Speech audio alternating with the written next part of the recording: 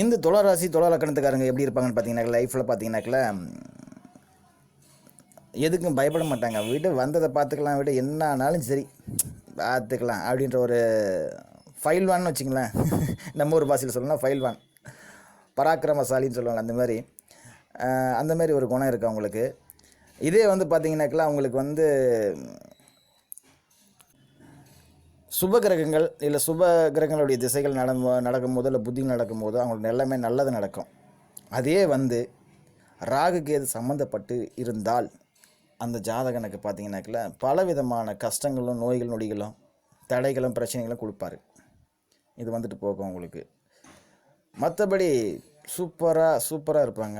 எல்லா பொருளாதார விஷயங்கள் எல்லாமே நல்லா பக்காவாக ஜம்முன்னு இருப்பாங்க. அவங்கள பொறுத்த வரைக்கும் நம்ம சொன்னக்கூடிய விஷயங்கள் உங்களுக்கு பிடிச்சிருந்தால் லைக் பண்ணுங்கள், பக்கத்தில் உறவினர் நண்பர்கள் ஷேர் பண்ணுங்கள். இன்னும் நம்ம போடக்கூடிய தகவல்கள் அடுத்தது வந்து சேரணுன்னாக்கில் சப்ஸ்கிரைப் பண்ணுங்கள்.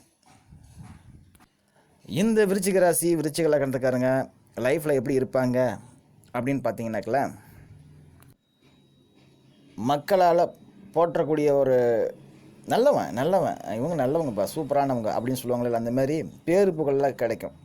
பேரு புகழ் கிடைக்கிற அளவுக்கு அவங்க நல்லா சந்தோஷமாக சிரித்து பேசி நல்லா நகைச்சுவையாக பேசி ஜாலி டைப். அவங்க இருக்கிற இடம் தெரியாமல் இருப்பாங்க. அவங்கள சீண்டி பார்த்தீங்கன்னா தாங்க மாட்டேங்க. நல்லவங்களும் அவங்களே, கெட்டவங்களும் அவங்களே. அதனால் அவங்கள சீண்டாமல் இருக்கிற வரையும் நல்லது. கோபத்தை கிளப்பக்கூடாது.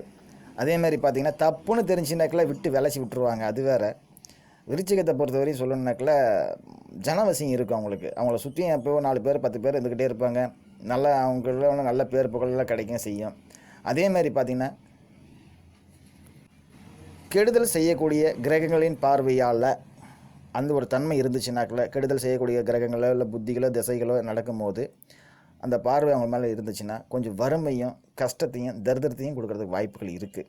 அது சரி பண்ணிக்கினாங்கன்னா சூப்பர். மற்றபடி பொருளாதார விஷயங்கள் நல்லாயிருக்கு, ஒன்றும் பிரச்சனை இல்லை. ஃபஸ்ட் ஹாஃப் கொஞ்சம் டவுனாக இருந்தாலும் செகண்ட் ஹாஃப் அவங்க டாப்பு. அவங்கள பொறுத்த வரையும் எப்போவுமே நம்ம சொல்லக்கூடிய விஷயங்கள் உங்களுக்கு பிடிச்சிருந்தா லைக் பண்ணுங்கள், நண்பர்களுடனே ஷேர் பண்ணுங்கள்.